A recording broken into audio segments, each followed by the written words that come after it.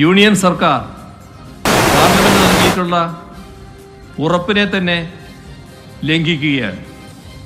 നമുക്കറിയാം, പല കാര്യങ്ങളിലും നല്ല പ്രകടനം കേരളം കാഴ്ചവെക്കുന്നുണ്ട്. ആ കേരളത്തിനെതിരെ പ്രത്യേക രീതിയിലുള്ള സാമ്പത്തിക ഉപരോധം ഏർപ്പെടുത്തുന്ന നിലയാണ് ബോധപൂർവം കേന്ദ്ര ഗവൺമെൻറ് ഭാഗത്ത് നിന്നുണ്ടാകുന്നത്. യൂണിയൻ സർക്കാർ പിന്തുടരുന്ന രാഷ്ട്രീയ സാമ്പത്തിക നയങ്ങൾ അതേ രീതിയിൽ പിന്തുടരാത്ത ഒരു സംസ്ഥാനമാണ് കേരളം. ആ കാരണം വെച്ച് കേരളത്തെ അവഗണിക്കുന്നുവെന്നാണ് ബഹുജനങ്ങൾ കണക്കാക്കുന്നത്. തീർത്തും ജനാധിപത്യ വിരുദ്ധമായ സമീപനമാണ് ഇത്. സംസ്ഥാനത്തെ ജനങ്ങൾ തള്ളിക്കളഞ്ഞ, ജനങ്ങളാൽ തിരസ്കരിക്കപ്പെട്ട നയങ്ങൾ സംസ്ഥാനങ്ങൾക്കുമേൽ അടിച്ചേൽപ്പിക്കാനാണ് യൂണിയൻ സർക്കാർ ശ്രമിക്കുന്നത്. സംസ്ഥാനങ്ങളിൽ നടപ്പാക്കേണ്ട പദ്ധതികൾക്കുമേൽ യൂണിയൻ സർക്കാർ നിയന്ത്രണം ഏർപ്പെടുത്തുകയാണ്. കേരളത്തെ സംബന്ധിച്ചിടത്തോളം ഇത് ഒരു രീതിയിലും അംഗീകരിക്കാൻ കഴിയുന്നതല്ല. യൂണിയൻ സർക്കാർ പിന്തുടരുന്ന രാഷ്ട്രീയ സാമ്പത്തിക നയങ്ങളുണ്ട്. ആ രാഷ്ട്രീയ സാമ്പത്തിക നയങ്ങളോട് കേരളത്തിന് യോജിപ്പില്ല. ഞങ്ങൾ വിശ്വസിക്കുന്നതും ജനങ്ങൾ ജനാധിപത്യ വിധിയിലൂടെ അംഗീകരിച്ചതുമായ നയങ്ങൾ നടപ്പാക്കാൻ അനുവദിക്കണം. അല്ലെങ്കിൽ അത് ജനാധിപത്യത്തെ കശാപ്പ് ചെയ്യലാകും. അത് ഭരണഘടനാ ധ്വംസനവുമാകും. നമസ്കാരം. പയൻ ഡിബേറ്റിലേക്ക് സ്വാഗതം. കേന്ദ്രം അവഗണിക്കുന്നുവെന്ന പരാതി ഡൽഹിയിൽ മുഴക്കി മുഖ്യമന്ത്രിയും മന്ത്രിമാരും. ജന്തർ മന്ദറിൽ 2.5 മണിക്കൂർ നീണ്ട പ്രതിഷേധ സമ്മേളനത്തിൽ കേന്ദ്ര അവഗണന മുഖ്യമന്ത്രി അക്കമിട്ട് നിരത്തി. സർക്കാരിന്റെ പ്രതിഷേധത്തിന് ഊർജം പകർന്ന് AAP മുഖ്യമന്ത്രിമാരായ കെജ്രിവാൾ, ഭഗവത് മാൻ എന്നിവരുടെ സാന്നിധ്യം. കോൺഗ്രസ് വിട്ടുനിന്ന സമ്മേളനത്തിൽ ഇന്ത്യ മുന്നണിയിലെ മറ്റ് ചില കക്ഷികൾ കൂടി ചേർന്നതോടെ BJP വിരുദ്ധ പോരാട്ടത്തിൽ ചാമ്പ്യന്മാരെന്ന പ്രതീതി കേരളത്തിലുണ്ടാക്കാൻ CPM-നും LDF-നും കഴിഞ്ഞില്ലേ? കേന്ദ്രത്തിനെതിരെ ഇതേ കാര്യം ഉന്നയിച്ച് കർണാടകത്തിലെ കോൺഗ്രസ് സർക്കാർ പ്രതിഷേധിച്ചതും ഇന്ത്യ മുന്നണി നേതാക്കൾ ഇന്ന് പിന്തുണ നൽകിയതും കോൺഗ്രസിനെയും UDF-നെയും വെട്ടിലാക്കുകയല്ലേ? പ്രൈം ഡിബേറ്റ് ചർച്ച ചെയ്യുന്നു. ഡൽഹിയിലെ കണക്ക് പറച്ചിൽ ഫലിക്കുമോ?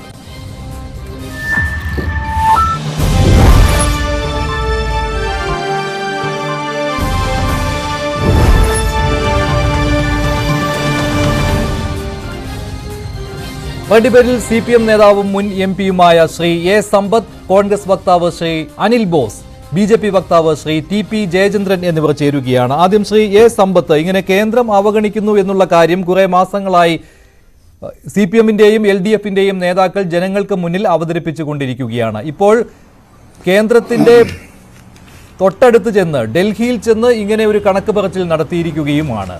ഇതുകൊണ്ട് എന്ത് ഫലമാണ് പ്രതീക്ഷിക്കുന്നത്? എന്ത് തിരുത്തൽ കേന്ദ്രം വരുത്തുമെന്നാണ് കണക്ക് കൂട്ടുന്നത് ഈ കണക്ക് പറച്ചിലൂടെ?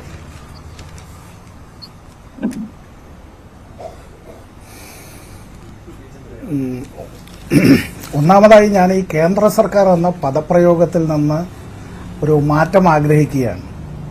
ഈ അധികാരങ്ങളെല്ലാം തങ്ങളിലേക്കാണ് കേന്ദ്രീകരിച്ചിട്ടുള്ളത്. അതെല്ലാം all the powers are vested in us and the powers are being percolated to the state governments എന്നൊക്കെ ഉള്ള ചില മിഥ്യാധാരണകൾ അങ്ങനെ ഈ നമ്മുടെ യൂണിയൻ ഗവൺമെന്റിന്റെ തലപ്പത്തുള്ള പലർക്കും അറിയാതെയാണെങ്കിലും നമ്മളായി സമ്മാനിക്കേണ്ടതില്ല. ഇന്ത്യയുടെ ഭരണഘടനയിൽ ഒരിടത്ത് പോലും ഈ ഭരണഘടനയിൽ പാർലമെന്റ് അംഗങ്ങൾക്ക് മുമ്പ് നൽകിയ ഭരണഘടനയുടെ ഒരു കോപ്പിയാണത്. ഒരിടത്ത് പോലും സെൻട്രൽ ഗവൺമെന്റ് എന്ന് പറയുന്നില്ല. നമ്മൾ പരിശോധിക്കുമ്പോൾ സുപ്രീം കോടതിയുടെ വിധിന്യായങ്ങളിൽ തന്നെ അവർ യൂണിയൻ ഗവൺമെന്റ് എന്ന് സ്പെസിഫിക് ആയിട്ടാണ് അത്തരത്തിൽ പറയുക. ഞാൻ ഈ ഭരണഘടനയും ഈ ഒരു കാര്യം ആമുഖമായി ഞാനിത് പറഞ്ഞതിന്റെ കാരണം മറ്റ് രാഷ്ട്രീയ തർക്കങ്ങൾക്കൊന്നുമല്ല ഞാനിപ്പോൾ ഈ വേള ഉപയോഗിക്കുന്നത്. യൂണിയൻ ഗവൺമെന്റിൻ്റെതായ ധനകാര്യവും ഭരണപരവുമായിട്ടുള്ള അതുപോലെ തന്നെ അഡ്മിനിസ്ട്രേറ്റീവായിട്ടുള്ള ലെജിസ്ലേറ്റീവായിട്ടുള്ള അതിൻ്റെ ഫൈനാൻഷ്യൽ ആയിട്ടുള്ള അത്തരം അവരുടെ അധികാരങ്ങളെ സംബന്ധിച്ചും പരിമിതികളെ സംബന്ധിച്ചും അതിൽ അനുവർത്തിക്കേണ്ടുന്നതായ ചിട്ടവട്ടങ്ങളെ സംബന്ധിച്ചും സംസ്ഥാനങ്ങളുമായി ഈ കാര്യത്തിലുള്ള ബന്ധം എങ്ങനെയായിരിക്കണമെന്നുള്ളതിനെ സംബന്ധിച്ചും വ്യക്തമായി തന്നെ പ്രതിപാദിക്കുന്നുണ്ട്. ഇതിൽ ഈ യൂണിയൻ ഗവൺമെന്റിന്റെ കീഴിലുള്ള ഏതെങ്കിലും അത്തരത്തിൽ സബോർഡിനേറ്റ് ആയിട്ടുള്ള ഘടകങ്ങളാണ് ഈ സ്റ്റേറ്റ് ഗവൺമെന്റുകൾ, സംസ്ഥാന ഗവൺമെന്റുകൾ എന്നാണെങ്കിൽ അത് ഭരണഘടനയിൽ തന്നെ പറയുമായിരുന്നു. ഒരിടത്ത് പോലും ഈ സ്റ്റേറ്റ് ഗവൺമെന്റുകൾ അത്തരത്തിൽ സംസ്ഥാന ഗവൺമെന്റുകൾ യൂണിയൻ ഗവൺമെന്റിന്റെ സബോർഡിനേറ്റ് ആണെന്ന് പറയുന്നില്ല എന്ന് മാത്രമല്ല, വ്യക്തമായി സംസ്ഥാന ഗവൺമെന്റുകളുടെ അധികാരങ്ങളും ചുമതലകളും പരിമിതികളും അത്തരത്തിലുള്ള പരിപ്രേക്ഷ്യങ്ങൾ ഭരണഘടനയിൽ എഴുതി ചേർക്കപ്പെട്ടിട്ടുള്ളത്, വിഭാവന ചെയ്തിട്ടുള്ളതുമാണ്. ഇവിടെ ഇപ്പോൾ LDFന്റെ നേതൃത്വത്തിൽ ഇന്ന് ഇത്തരത്തിൽ ഡൽഹിയിൽ നടത്തിയതായിട്ടുള്ള ഇതൊരു പ്രക്ഷോഭത്തിന്റെ ഭാഗം തന്നെയാണ്. ആ പ്രക്ഷോഭം എന്നത് എന്തിനു വേണ്ടിയുള്ള പ്രക്ഷോഭമാണ്? ഈ പ്രക്ഷോഭം എന്നത് ഞങ്ങൾ ഇന്ത്യയിലെ പൗരന്മാരാണ്. നിലവിൽ 29 സംസ്ഥാനങ്ങൾ ഉണ്ടായിരുന്നത് 28 കുറച്ചതിന് ശേഷവും ഞങ്ങളിതിലെ ഒരു സംസ്ഥാനം, ആ സംസ്ഥാനത്തിന് ഭരണഘടന വിവക്ഷിക്കുന്ന നിലയിലുള്ള നിർവചിക്കപ്പെട്ടിട്ടുള്ള അധികാരങ്ങൾ ഉപയോഗിച്ച് തന്നെ ഞങ്ങളുടെ വികസന പ്രവർത്തനങ്ങൾക്ക് ലഭ്യമാകേണ്ടുന്നതായിട്ടുള്ള ആ പണം ഞങ്ങൾക്ക് ലഭ്യമാകണം. 1. 2, പലപ്പോഴായി യൂണിയൻ ഗവൺമെന്റ് തന്നെ അവർ പ്രഖ്യാപിച്ചത്, കേരളം ആവശ്യപ്പെട്ടതും കേരളം ആവശ്യപ്പെടാതെ തന്നെ പ്രഖ്യാപിച്ചതുമായിട്ടുള്ള നിരവധി കാര്യങ്ങളുണ്ട്. അത് ബഡ്ജറ്റുകളിലുണ്ട്, അതുപോലെ തന്നെ ബഹുമാനപ്പെട്ട രാഷ്ട്രപതിമാരുടേതായ നയപ്രഖ്യാപന പ്രസംഗങ്ങളിലുണ്ട്, ഇന്ത്യ ഗവൺമെന്റിന്റെ മന്ത്രിമാരുടേതായിട്ടുള്ള അവരുടെ പ്രഖ്യാപനങ്ങളിലുണ്ട്. അത് എയിംസ് അടക്കമുള്ള, കേരളത്തിന്റെ റെയിൽവേ സോൺ അടക്കമുള്ള, റെയിൽ കോച്ച് ഫാക്ടറി അടക്കമുള്ള നിരവധി കാര്യങ്ങൾ അതിലുണ്ട്.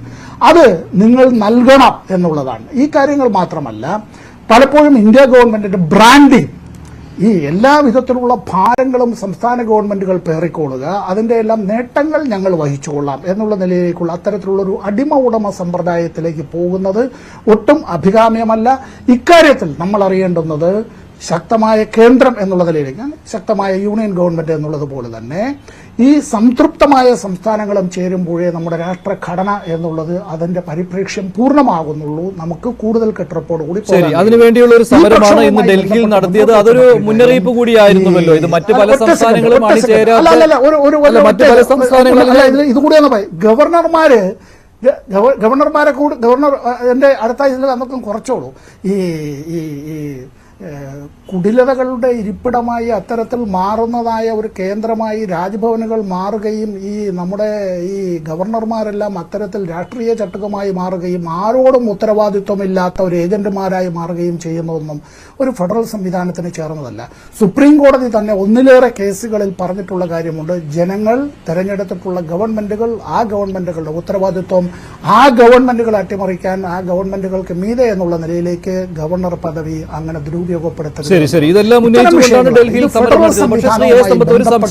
ഒരു സംശയം, അങ്ങനെയാണെങ്കിൽ ഈ യൂണിയൻ ഗവൺമെന്റ് വിവേചനമില്ലാതെ തന്നെ സംസ്ഥാനങ്ങൾക്ക്, ഇപ്പോൾ കേന്ദ്ര നികുതി വിഹിതമാണെങ്കിൽ കൂടി, അതാണല്ലോ ഏറ്റവും വലിയ തർക്ക വിഷയമായി നിൽക്കുന്നത്, വിവേചനമില്ലാതെ എല്ലാ സംസ്ഥാനങ്ങൾക്കുമായി വീതിച്ച് നൽകണം എന്ന് പറയുമ്പോൾ അത് കൃത്യമായ പെർസെന്റേജിൽ, ഈക്വൽ പെർസെന്റേജിൽ വീതിച്ച് നൽകുകയല്ലല്ലോ. ഇപ്പോൾ 100% അതിന്റെ ഓരോ സംസ്ഥാനങ്ങൾക്കും കൃത്യമായ അളവിൽ വീതിച്ച് നൽകുന്നതല്ല. അത് ഓരോന്നിന്റെയും ഘടനയനുസരിച്ച് അവരുടെ ജനസംഖ്യാ അനുപാതം, അതുപോലെ തന്നെ ഈ വരുമാനത്തിൽ ഉണ്ടാകുന്ന വൈരുദ്ധ്യം, ഇതെല്ലാം കണക്കിലെടുത്താണല്ലോ, വരുമാന ദൂരം, ഇതെല്ലാം കണക്കിലെടുത്താണല്ലോ അങ്ങനെ ഒരു ധനകാര്യ കമ്മീഷൻ നിശ്ചയിച്ച് നൽകുന്നത് 5 വർഷം കൂടിയാണ്, ഇല്ലേ? 5 വർഷത്തിൽ ഒരിക്കലാണ്.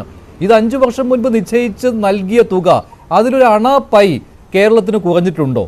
ഇല്ലല്ലോ. കണക്കുകൾ പരിശോധിച്ചാൽ ഏത് കണക്കിലാണ് ഈ ധനകാര്യ കമ്മീഷൻ നിശ്ചയിച്ച് നൽകിയതിൽ കുറവ് വന്നിട്ടുള്ളത്? അതാണല്ലോ ഏറ്റവും വലിയ പരാതിയായിട്ട്, കണക്ക് പറച്ചിലായിട്ട് ഡൽഹിയിൽ മുഖ്യമന്ത്രി ഉന്നയിച്ചത്. അതെ, ഐ ഗോട്ട് ദ പോയിന്റ്. അത് താങ്കൾ പറഞ്ഞ ഒരു കാര്യം, ഇത് പെട്ടെന്ന് ഇത്തരത്തിൽ ഇത് പലപ്പോഴും നമ്മുടെ BJP സുഹൃത്തുക്കളൊക്കെ ഉന്നയിക്കുന്ന ഒരു കാര്യമാണ്. ഭരണഘടന അനുസരിച്ച് ഈ ധനകാര്യ കമ്മീഷന്റെ ശുപാർശകൾ അപ്പടി നടപ്പാക്കൽ മാത്രമല്ല യൂണിയൻ ഗവൺമെന്റിന്റെ ചുമതല. ടാക്സ്, ഡിവോൾവ്മെന്റ് ഓഫ് ടാക്സ്, അതിന്റെ ടാക്സ് ഷെയറിംഗ്, അത്തരം കാര്യങ്ങൾ മാത്രമല്ല, ഗ്രാന്റ് ഇൻ എയ്ഡ് അടക്കമുള്ള നിരവധി കാര്യങ്ങളുണ്ട്. ഇവിടെ ഇപ്പോൾ നോക്കൂ, ഇന്ത്യ ഗവൺമെന്റിന്റെ ധനക്കമ്മി എന്നുള്ളത് എത്രയാണ്? ഇന്ത്യ ഗവൺമെന്റിന്റെ ധനക്കമ്മി എന്നുള്ളത് ഏതാണ്ട് 6.4%-അപ്പുറമാണ്. ആഭ്യന്തരമായും വിദേശത്തു നിന്നും അടക്കം കടമെടുപ്പും മറ്റു കാര്യങ്ങളും എല്ലാം നടത്തിക്കൊണ്ടാണ്. ഒപ്പം ഈ ധനക്കമ്മിയിൽ ഇന്ത്യ ഗവൺമെന്റിൻ്റെതായിട്ടുള്ള പല പ്രോഗ്രാംസും നടത്തുന്നതായിട്ടുള്ള പല വികസന പ്രവർത്തനങ്ങൾ നടത്തുന്ന വിവിധ ഏജൻസികളും ആ സ്ഥാപനങ്ങളും കടമെടുക്കുന്നത് കൂട്ടുന്നില്ല. എന്നാൽ കേരളം ഉൾപ്പെടെയുള്ള സംസ്ഥാനങ്ങൾ കേരളത്തിന്റെ ധനക്കമ്മി എന്നുള്ളത് 2.4% മാത്രമാണ്. കേരളത്തിൽ ഈ ബഡ്ജറ്ററി വിഹിതമല്ലാതെ ഇത്തരത്തിൽ കിഫ്ബി ഉൾപ്പെടെയുള്ള അത്തരത്തിലുള്ള ആ സ്ഥാപനങ്ങൾ അല്ലെങ്കിൽ മറ്റ് ഏജൻസികൾ അവരത്തരത്തിൽ ഇതിന് വിഭവ സമാഹരണം നടത്തിയാൽ ഇത് സംസ്ഥാനത്തിന്റെ കടമെടുപ്പിന്റെ കൂട്ടത്തിൽ കൂടി അതും കൂടി ചേർക്കുകയാണ്. ഇതിനെല്ലാം ന്യായങ്ങൾ പലതും പറയുന്നുണ്ട്. ഇപ്പം ഞാനൊരു വിനീതമായ ചോദ്യം, എൻ്റെ മറ്റ് ചങ്ങാതിമാരിൽ പങ്കെടുക്കുന്നുണ്ടല്ലോ, ഈ സാധാരണ ജനങ്ങൾക്ക് നമ്മൾ നൽകുന്ന ക്ഷേമ പ്രവർത്തനങ്ങളുടെ ഭാഗമായി നൽകുന്ന അത് പണമാകട്ടെ മറ്റു വിധത്തിലുള്ള സൗകര്യങ്ങളാകട്ടെ ഉപകരണങ്ങളാകട്ടെ എന്തോ ആവട്ടെ, ഇതെല്ലാം ഫ്രീബീസ് എന്നുള്ള നിലയിലേക്ക് ചില സാമ്പത്തിക ശാസ്ത്രജ്ഞന്മാർ പറയുകയും നമ്മുടെ ഇന്ത്യ ഗവൺമെന്റും അങ്ങനെ തന്നെ കാട്ടുകയും ചെയ്യുക. എന്നാൽ കഴിഞ്ഞ 3 വർഷക്കാലത്തിനിടയിൽ മാത്രം ഏതാണ്ട് 2.78 അടുപ്പിച്ച് വരും, 2.7 or 2.8 ലക്ഷം കോടി രൂപയുടെ നികുതി ഇളവുകൾ കോർപ്പറേറ്റുകൾക്ക് സമ്മാനിക്കാൻ ഒരു ബുദ്ധിമുട്ടും ഉണ്ടായില്ല. അതൊന്നും ഫ്രീബീസ് അല്ല, പിരിച്ചെടുക്കേണ്ടുന്ന നികുതിയാണ്. എന്ന് വെച്ചാൽ ഇത് റവന്യൂ ഫോർഗോണാണ്. ആ റവന്യൂ ഫോർഗോൺ എന്നുള്ളത് പോലും ഇന്ന് മാധ്യമപ്രവർത്തകർക്കും എംപിമാർക്കും അത് ബഡ്ജറ്റിന്റെ ഭാഗമായ ഒരു ഡോക്യുമെന്റായി ലഭ്യമല്ല. ഇത് വല്ലാതെ ചികഞ്ഞ് മാത്രമേ ഇത് കണ്ടെടുക്കാനായിട്ട് കഴിയൂ. ഇവിടെ ശ്രീ എ സമ്പത്ത് ഇവിടെ കേരളത്തിന്റെ പ്രധാന പരാതി എന്ന് പറയുമ്പോൾ മറ്റ് സംസ്ഥാനങ്ങൾക്ക് കൂടുതലായിട്ട് കൊടുക്കുന്നു, കേരളത്തിന് കുറവ് നൽകുന്നു എന്നുള്ളതാണല്ലോ. അത് ഈ ധനകാര്യ കമ്മീഷന്റെ 1.92 പിടിച്ചാണ് ഇതെല്ലാം വരുന്നത്. പക്ഷേ ഇതിനു വേണ്ടി കേരളം നിരത്തുന്ന ഒരു 57,400 കോടിയുടെ കണക്കല്ലേ, ആ കണക്ക് കള്ളക്കണക്കാന്നുള്ള കാര്യം വെറുതെ ഒന്ന് പരതിയാൽ തന്നെ മനസ്സിലാക്കാൻ കഴിയുന്നതാണല്ലോ. ഒന്നാമത്തെ കാര്യം, ഈ 1.92% 2.5 നിന്ന് കുറച്ചപ്പോൾ 2.5 നിന്ന് 1.92 ആയി കുറച്ചപ്പോൾ ഏതാണ്ട് 12,000 കോടി രൂപയുടെ നഷ്ടം കേരളത്തിന് ഉണ്ടായി എന്ന് ബജറ്റിൽ പോലും പറയുകയാണ്. അത് എവിടുത്തെ കണക്കാണ്? അങ്ങനെ ഒരു സംഭവമേ ഉണ്ടായിട്ടില്ല. പിന്നെ GST നഷ്ടപരിഹാരം നിർത്തലാക്കിയതിനെ തുടർന്ന് 12,000 കോടിയുടെ നഷ്ടം വരുന്നു. റവന്യൂ ഡെഫിസിറ്റ് ഗ്രാന്റിനത്തിൽ 8,400 കോടിയുടെ നഷ്ടം വരുന്നു. പൊതുകടത്തിൽ ഈ പബ്ലിക് അക്കൗണ്ടിലുള്ള പണം ഉൾപ്പെടുത്തിയതിലൂടെ 12,000 കോടിയുടെ നഷ്ടം വരുന്നു. പിന്നെ ഒരു 7,000 കോടി രൂപ ഈ കിഫ്ബിയുടെയും പെൻഷൻ കമ്പനിയുടെയും വായ്പയിൽ പൊതുകടമായി അത് കണക്കാക്കിയതിലൂടെ സംഭവിക്കുന്നു. ഇങ്ങനെയൊക്കെ പറഞ്ഞുള്ള ഈ 57,400 ഒന്ന് വിട്ടുപിടിച്ചാൽ നന്നായിരുന്നു. കാരണം അതില്ല സാർ, അതില്ല. അങ്ങനെ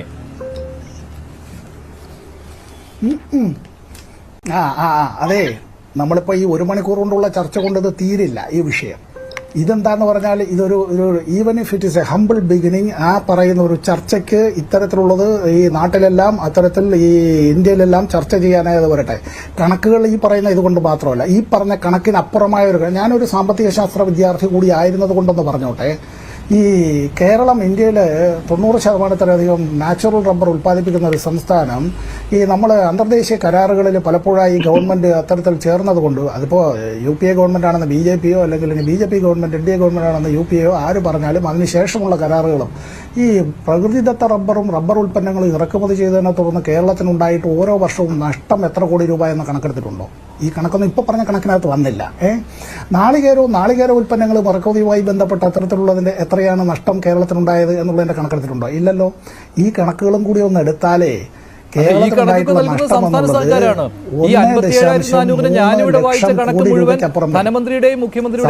സർക്കാരിന്റെ കണക്കിന്റെ കൂടെ ആട്രിബ്യൂട്ട് ചെയ്തിട്ടാണ് ഞാൻ എഴുതിയെടുത്തതാണ് ഈ കണക്ക്. മുഖ്യമന്ത്രി ഡൽഹിയിൽ വായിച്ചപ്പോൾ എഴുതിയെടുത്തതാണ് ഈ കണക്ക്. പക്ഷേ ഈ കണക്കിൽ വൈരുദ്ധ്യമുണ്ട്. ഞാൻ താങ്കളിലേക്ക് വരാം. ശ്രീ അനിൽ ബോസ്, എന്തുകൊണ്ട് നിങ്ങൾ പങ്കെടുത്തില്ല? നിങ്ങൾ മാത്രമേ പങ്കെടുക്കാതെയുള്ളൂ. AAPയുടെ 2 മുഖ്യമന്ത്രിമാർ പങ്കെടുത്തു. അവിടെ സംസ്ഥാന സർക്കാരിന്റെ പിന്തുണയുമായി വന്നു. എന്തിനേറെ പറയുന്നു, സിദ്ധരാമയ്യ കഴിഞ്ഞ ദിവസം ഡൽഹിയിൽ പ്രതിഷേധം നടത്തിയതും ഇതേ ആവശ്യം ഉന്നയിച്ചുകൊണ്ടാണല്ലോ. അപ്പോൾ കോൺഗ്രസിന് ആകെയുള്ളത് കേരളത്തിൽ സംസ്ഥാന സർക്കാർ ഇങ്ങനെ ഒരു സമരം നടത്തരുത്, അത് ന്യായമായ ആവശ്യങ്ങൾക്കല്ല, അത് മാത്രമേ ഉള്ളൂ. പക്ഷെ നിങ്ങളുടെ കൂടെയുള്ള ആളുകൾക്കെല്ലാം അത് ബോധ്യമായിട്ടുമുണ്ട്. അങ്ങനെയല്ല, സംസ്ഥാന സർക്കാരാണ് ശരിയെന്ന്.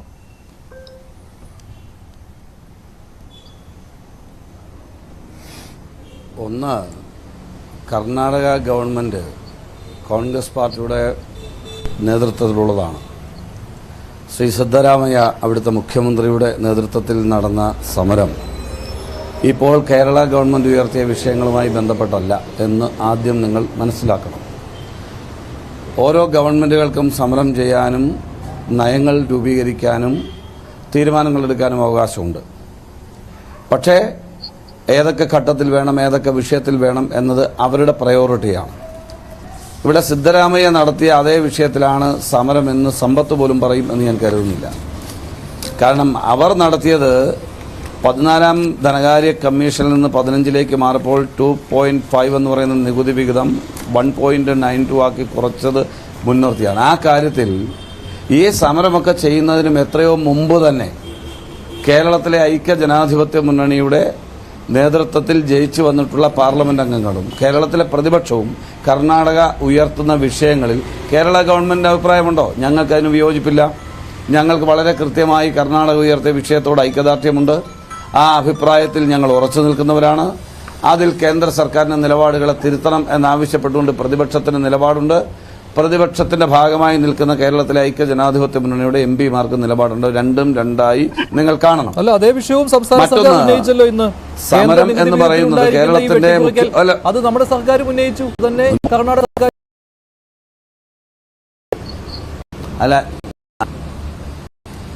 അല്ല ഇവർ ഉന്നയിച്ച പല വിഷയങ്ങളിൽ ഒരു വിഷയം മാത്രമാണത്. കർണാടക ഗവൺമെന്റ് ആ ഒരു വിഷയത്തിൽ ഊന്നി മാത്രമാണ് സമരം നടത്തിയത്. ഇപ്പോൾ ഈ വിഷയം ഇവർ പറയുന്നുണ്ടെങ്കിൽ ഞങ്ങൾ അതിനെ എതിർക്കുന്നില്ലെന്നേ. മനസ്സിലായില്ലേ? ഞങ്ങൾ ആ വിഷയത്തെ എതിർക്കുന്നില്ല. എടുക്കുമ്പോൾ ഈ പറയുന്ന സമരം നടത്തിയിരുന്നു. ബജറ്റിലെ അവഗണനയ്ക്കെതിരെയും സമരം നടത്തിയിരുന്നു. പ്രസംഗ സമയത്ത് സിദ്ധരാമയ്യ പറയുമ്പോൾ ഈ GST കോമ്പൻസേഷന്റെ കാര്യവും പറഞ്ഞിരുന്നു. ഇതൊക്കെ നമ്മുടെ സർക്കാരിന്റെ പരാതിയിലും ഉള്ളതാണ്. അപ്പോൾ നിങ്ങൾ ഈ കേന്ദ്ര നികുതി വിഹിതത്തിന്റെ കാര്യത്തിൽ മാത്രം പിന്തുണയ്ക്കുന്നു. അതുകൊണ്ട് കർണാടക സർക്കാർ നടത്തിയ സമരം ന്യായം, കേരള സർക്കാർ നടത്തിയ സമരം അന്യായം. ഇതിൽ ചെന്ന് എത്തുകയാണ്. അതിൽ ഒരു കുഴപ്പമുണ്ട് ആ വിശദീകരണത്തിൽ. അല്ല, ഈ കേരള സർക്കാർ നടത്തിയ സമരം അന്യായം എന്ന് ആരാ പറഞ്ഞു? എനിക്ക് മനസ്സിലായില്ല, ഞാൻ കേട്ടില്ല. എന്റെ പാർട്ടിയുടെ ഏതെങ്കിലും നേതാവ് പറഞ്ഞിട്ടുണ്ടോ? മഞ്ജു ശങ്കർ അന്യായം എന്ന് പറഞ്ഞല്ലോ. മുമ്പിവിടെ ഒരുമിച്ച് ചെന്ന് പ്രധാനമന്ത്രിയെ കണ്ടിട്ടുണ്ടല്ലോ. കേന്ദ്ര അവഗണനയ്ക്കെതിരെ ഉമ്മൻചാണ്ടി ഭരിക്കുന്ന കാലത്ത് VS കൂടെ പോയിട്ടുണ്ടല്ലോ. ഞാൻ ചോദിക്കുന്ന കാര്യങ്ങൾക്ക് ക്ലാരിറ്റിയോടുകൂടി മറുപടി പറയണം. നിങ്ങൾ ചോദിക്കുന്നതിന് മറുപടി പറയൽ മാത്രമല്ല എൻ്റെ പണി. എൻ്റെ സംഭവങ്ങൾ കൂടെ, എൻ്റെ അഭിപ്രായങ്ങൾ കൂടി ക്ലാരിറ്റി വരുത്തണം. ഞാൻ ചോദിക്കുന്നത്, ഈ സമരത്തെ ഞങ്ങൾ അപഹസിച്ചുകൊണ്ട് എന്തെങ്കിലും പറഞ്ഞിട്ടുണ്ടോ? ഞാൻ പറയാൻ പോകുന്നേ ഉള്ളൂ. പറയുന്നതിന് മുമ്പ് നിങ്ങൾ വെടിവെക്കരുത്. മനസ്സിലായി? ഇത് തെരഞ്ഞെടുപ്പ് മുന്നിൽ കണ്ടുകൊണ്ടുള്ളതാണ് പറഞ്ഞിട്ടുണ്ട്. കേരളത്തിലെ പ്രതിപക്ഷ നേതാവ് അല്ല, ഞാൻ പറയാൻ പോകുന്നേ ഉള്ളൂ. ഈ ചർച്ച നിങ്ങളൊന്ന് വെയിറ്റ് ചെയ്യ് സാർ, നിങ്ങളൊന്ന് വെയിറ്റ് ചെയ്യ്, ഞാൻ പറഞ്ഞു തീരട്ടെ. മനസ്സിലായില്ലേ? ഞാൻ എൻ്റെ പാർട്ടിയുടെ അഭിപ്രായം പറയാനല്ലേ ഞാനിവിടെ വന്നിരിക്കുന്നത്. നിങ്ങൾ അടിച്ചേൽപ്പിക്കുന്നത് അംഗീകരിക്കാനല്ലല്ലോ. അപ്പം ഞാൻ പറഞ്ഞത്, കേന്ദ്ര സർക്കാരിനെതിരെ കാലാകാലങ്ങളിൽ ഉയർന്നു വരുന്ന വിഷയങ്ങളിൽ അത് യൂണിയൻ സർക്കാർ എന്ന് ഉപയോഗിച്ചാലും ആ യൂണിയൻ സർക്കാരിനെ തന്നെ നമ്മളൊക്കെ പ്രസംഗിക്കുമ്പോഴാണെങ്കിലും അല്ലാത്തപ്പോഴാണെങ്കിലും നിയമത്തിന്റെ പിൻബലമുണ്ടെങ്കിലും ഇല്ലെങ്കിലും കേന്ദ്ര സർക്കാർ എന്നാണ് ഉപയോഗിക്കുന്നത്. അതിപ്പോൾ സമ്പത്ത് ഏതൊക്കെ അർത്ഥത്തിൽ പറഞ്ഞാലും ഞാൻ ആ കോൺസ്റ്റിറ്റ്യൂഷനുമായി ബന്ധപ്പെട്ട് സമ്പത്ത് പറഞ്ഞ കാര്യം 100% ശരിയാണ്. പക്ഷെ അതുകൊണ്ട് കേന്ദ്ര സർക്കാർ, ഭാരത സർക്കാർ, ഇന്ത്യൻ സർക്കാർ, ഇന്ത്യ ഗവൺമെന്റ് എന്നൊന്നും പറഞ്ഞാൽ അതൊക്കെ നമ്മുടെ ഉപയോഗമാണ്, നമ്മൾ ഭാഷകളിൽ ഉപയോഗിക്കുന്ന കാര്യമാണ്. അപ്പം വിവിധ സ്റ്റേറ്റുകൾ ചേർന്നുള്ള ഒരു സംയോജിച്ച സംവിധാനമാണ് ഈ രാജ്യത്തുള്ളത്. അത് ഗിവ് ആൻഡ് ടേക്ക് പോളിസിയാണ്, പരസ്പരം ആലോചിച്ച് പോകേണ്ട കാര്യമാണ്. ആ കാര്യത്തിലൊന്നും എനിക്ക് തർക്കമില്ല. പക്ഷെ ഇവിടെ ഈ വിഷയങ്ങൾക്ക് സമരം ചെയ്യേണ്ടത് ഈ പാർലമെന്റിന്റെ നാളെ അവസാനിക്കാൻ പോകുന്ന പാർലമെന്റ് സമ്മേളനം കഴിഞ്ഞാൽ ഇനി തെരഞ്ഞെടുപ്പാണ്. ഈ തെരഞ്ഞെടുപ്പ് ദിവസമാണോ? എൻ്റെ ചോദ്യം, ഞാൻ മുന്നോട്ട് വയ്ക്കുന്ന ചോദ്യം അതാണ്. നാളെ കൊണ്ട് പാർലമെന്റ് സമ്മേളനം അവസാനിക്കുന്നു. ആ കാര്യത്തിൽ താങ്കൾക്ക് വിയോജിപ്പുണ്ടോ? ഇത് കഴിഞ്ഞാൽ 10 ദിവസത്തിനകം ഇന്ത്യയിൽ തെരഞ്ഞെടുപ്പ് പ്രഖ്യാപിക്കാൻ പോവുകയാണ്. ഈ കാര്യത്തിൽ ഈ ചർച്ചയിൽ പങ്കെടുക്കുന്ന ആർക്കും അഭിപ്രായ വ്യത്യാസം ഉണ്ടെന്ന് ഞാൻ കരുതുന്നില്ല. അപ്പൊ നാളേക്ക് ശേഷം ഒരു തീരുമാനം പോലും എടുക്കാൻ കഴിയാത്ത ഒരു സർക്കാരിന്റെ മുൻപിൽ സർക്കാരിനോടുള്ള ഇവിടുത്തെ ഗവൺമെന്റിന്റെ പ്രതിഷേധമെന്നോ അല്ലെ സമ്മേളനമെന്നോ രണ്ട് അഭിപ്രായമുണ്ട്. സമരമെന്ന് പറയുകയും ചെയ്യുന്നുണ്ട്, സമ്മേളനമാണെന്ന് പറയുന്നത്. എന്തുമാകട്ടെ LDF ഗവൺമെന്റിന്റെ നേതൃത്വത്തിൽ അവിടെ പോയി അവരുമായി ബന്ധപ്പെട്ട് നിൽക്കുന്ന ആളുകൾ ഒരു സമരം നടത്തുന്നു. അതിൽ പല സംസ്ഥാനത്തെ ഗവൺമെന്റുകളും ഐക്യദാർഢ്യം പ്രഖ്യാപിക്കുന്നു. നല്ല കാര്യം. പക്ഷെ എന്റെ ചോദ്യം, നാളത്തെ പാർലമെന്റ് സമ്മേളനത്തോടുകൂടി അവസാനിക്കുന്ന ഒരു തെരഞ്ഞെടുപ്പ് നടക്കാൻ പോകുന്ന സന്ദർഭത്തിൽ ഒരു ഗവൺമെന്റ് മുഖം എന്ത് സമരമാണ്? എനിക്ക് അറിയാത്തത് കൊണ്ട് ചോദിക്കുകയാണ്, എന്താണ് ഈ സമരം കൊണ്ട് ഉദ്ദേശിക്കുന്നത്? നിങ്ങൾ തെരഞ്ഞെടുപ്പ് കഴിഞ്ഞിട്ട് ഒരു സമരം നടത്തിയാൽ മനസ്സിലാവും. അങ്ങനെയാണെങ്കിൽ എന്തെങ്കിലും പ്രയോജനമുണ്ടോ? നിങ്ങൾ സിദ്ധരാമയ്യയോടും പറയൂ, എന്തിനാണ് അവിടെ പോയി സമരം നടത്തിയത്, അത് വേണ്ടായിരുന്നു എന്ന്. ഞാൻ അവരോട് മാത്രമല്ലല്ലോ പറയണ്ട, ഞാൻ ബാക്കിയും കൂടെ പറയാലോ. ഇപ്പൊ ഈ സമരം ഒരു ഗവൺമെന്റ് എന്നുള്ള നിലയിൽ പ്രതിപക്ഷത്തെ ഒരു പാർട്ടി, ഇന്ത്യയിലെ പ്രതിപക്ഷത്തെ ഒരു പാർട്ടി, ആ പാർട്ടിയുടെ നേതൃത്വത്തിലുള്ള ഗവൺമെന്റ് സമരം നടത്തുമ്പോൾ രാഷ്ട്രീയമായി ഇപ്പം DMK നേതാവ് അതിൽ പങ്കെടുത്തു എന്ന് ഞാൻ മനസ്സിലാക്കുന്നു, ഓൺലൈനിലാണെങ്കിലും. ഇപ്പം നിങ്ങൾ പറഞ്ഞതുപോലെ തന്നെ ആം ആദ്മിയുടെ 2 മുഖ്യമന്ത്രിമാർ പങ്കെടുത്തു എന്ന് പറയുന്നു.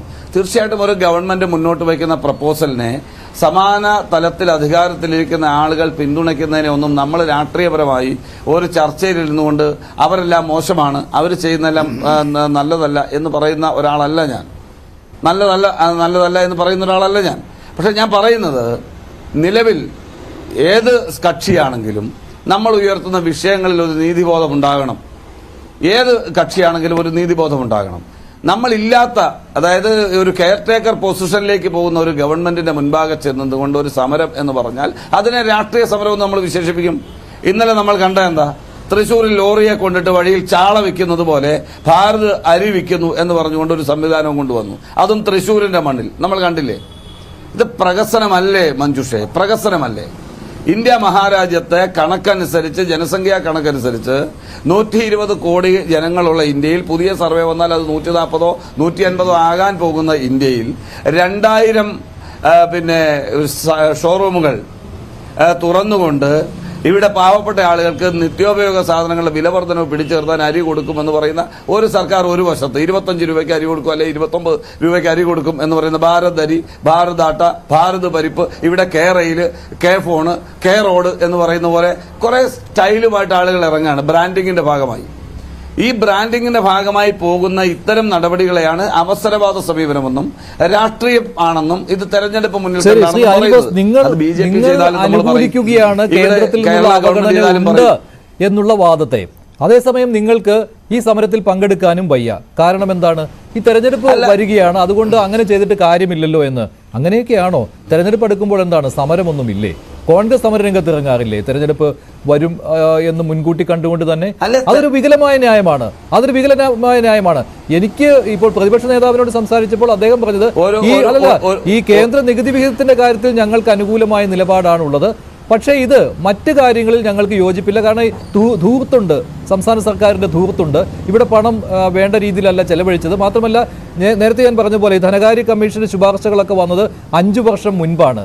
ധനകാര്യ കമ്മീഷന്റെ അടുത്ത കമ്മീഷൻ നിലവിൽ വരാൻ സമയമായി കഴിഞ്ഞു. അപ്പോൾ പിന്നെ ഇപ്പോൾ ഉന്നയിച്ചിട്ട് കാര്യമില്ല. ഇത്തരം കാര്യങ്ങളാണെങ്കിൽ നമുക്ക് കൂടുതൽ വിശ്വാസത്തിലെടുക്കാം. അതല്ലാതെ ഞങ്ങൾക്കിതെല്ലാം യോജിപ്പാണ്, പക്ഷേ അവിടെ ചെന്ന് സമരം നടത്തിയിട്ട് കാര്യമില്ല എന്ന് പറയുന്നതിൽ എന്താണെന്ന് എനിക്കറിയില്ല.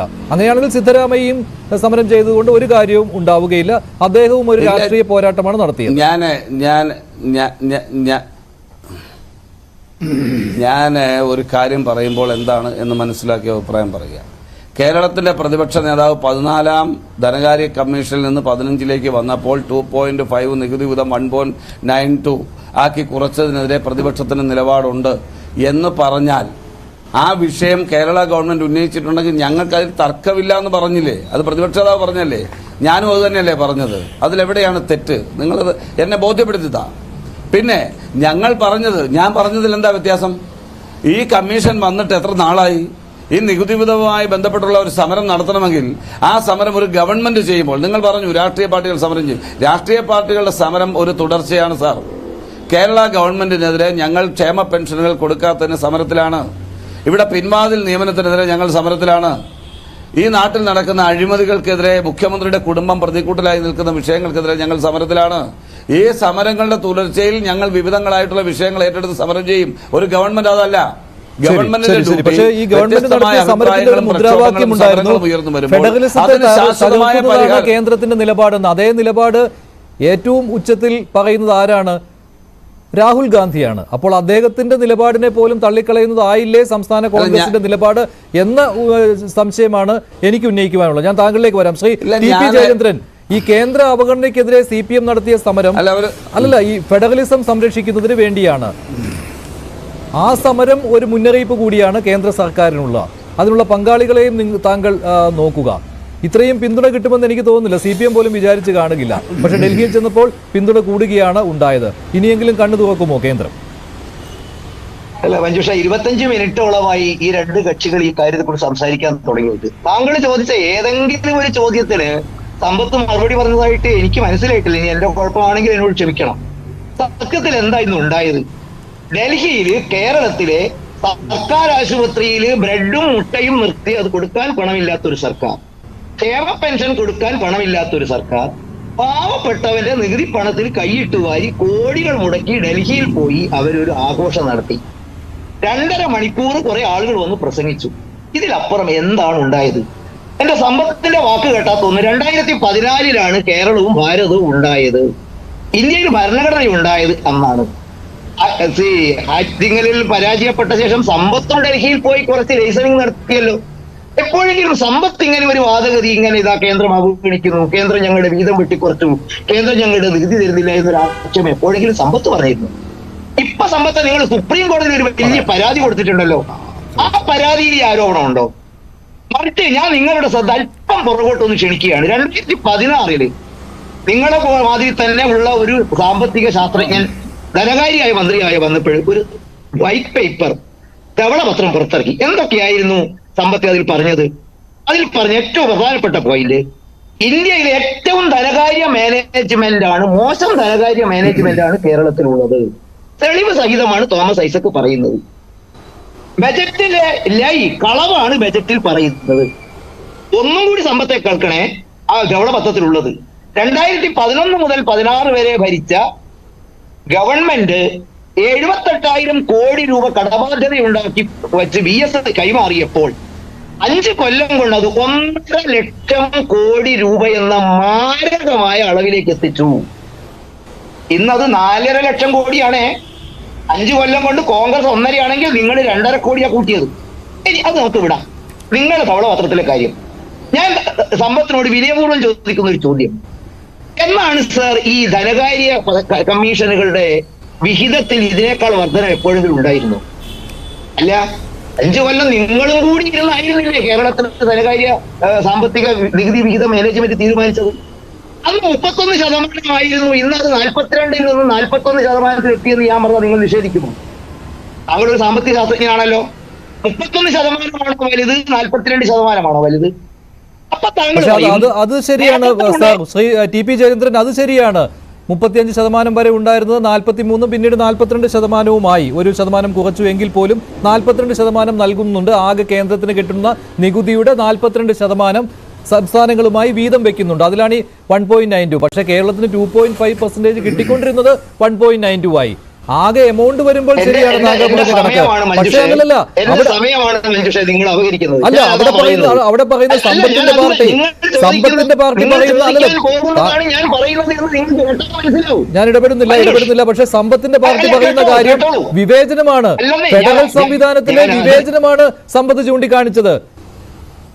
ഈ 42 ആണെങ്കിലും അത് വീതം വെക്കുമ്പോഴുള്ള വിവേചനമാണ്. മഞ്ജുഷ്, നിങ്ങൾ ചോദിക്കാൻ പോകുന്ന ചോദ്യത്തിന് ഉത്തരമാണ് ഞാൻ പറയുന്നത്. ഒന്നും ക്ഷമിച്ച് കേൾക്കൂ. നിങ്ങൾ ശരിയാണ്, 31% തന്നപ്പോൾ 2.5% കേന്ദ്ര സംസ്ഥാനങ്ങൾക്ക് നൽകി.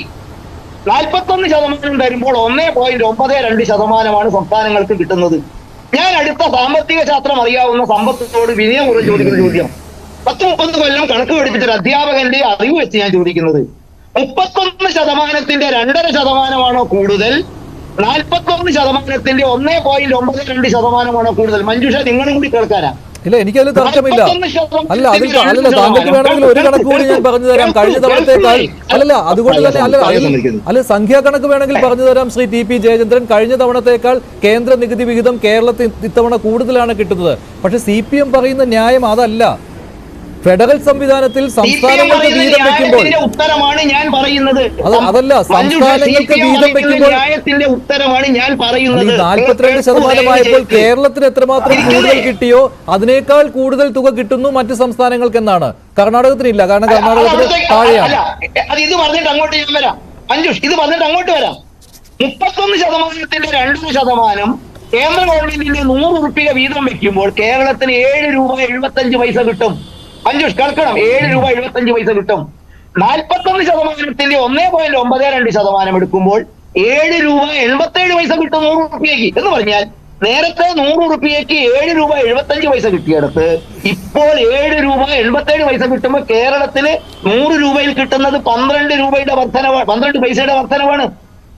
ഇനി ഇപ്പൊ ഇവര് പറയുന്ന കാര്യം ഞാൻ വളരെ സിമ്പിൾ ആയിട്ട് കുറച്ച് ചോദ്യങ്ങൾ മാത്രമേ ചോദിക്കുന്നുള്ളൂ. 15ാം ധനകാര്യ കമ്മീഷൻ കേരളത്തിലെ ഇന്ത്യയിലെ ഏറ്റവും ധനകാര്യ മാനേജ്മെന്റ് കേരളത്തിലാണെന്ന് പറഞ്ഞു. ഇത് തോമസ് ഐസക്ക് കേരളത്തെ കുറിച്ച് പണ്ട് പറഞ്ഞത് ശരിയല്ലേ? RBIയുടെ കണക്കിൽ ഇന്ത്യയിൽ ഏറ്റവും കൂടുതൽ കടബാധ്യതയുള്ള സംസ്ഥാനം കേരളമാണോ? ദേശീയ സംസ്ഥാന ശരാശരി കടം GDP-യുടെ 29% ആകുമ്പോൾ കേരളത്തിൽ 39% ഉണ്ടോ?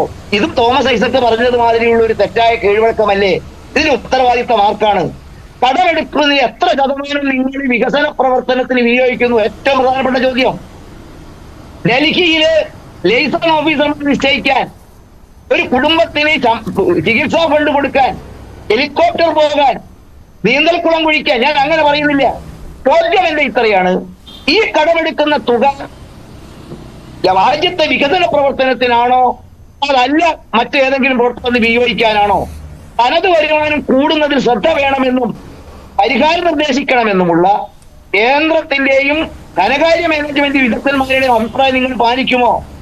എക്സ്പെൻഡിച്ചർ കമ്മിറ്റി 2019 പെൻഷൻ പലിശയ്ക്ക് തനത് വരുമാനത്തിൽ ഒരുക്കി നിന്നുകൊണ്ട് വരുമാനം കാണണം, കടമെടുക്കുന്നത് വികസന പ്രവർത്തനം വിനിയോഗിക്കണമെന്ന് പറയുമ്പോൾ 56% തനത് വരുമാനമുള്ള കേരളം 70% ശമ്പളം പെൻഷനും കൊടുക്കുമ്പോൾ നിങ്ങൾ കടം വാങ്ങുന്നത് 53 കഴിച്ചുള്ള 70-ലേക്കുള്ള ബാക്കി തുക കടം വാങ്ങുന്നത് ദൂർത്തടിക്കാനും നിങ്ങൾ രാജ്യത്തിലെ അവികസിത പ്രവർത്തനം ഉപയോഗിക്കാനും അല്ലേ?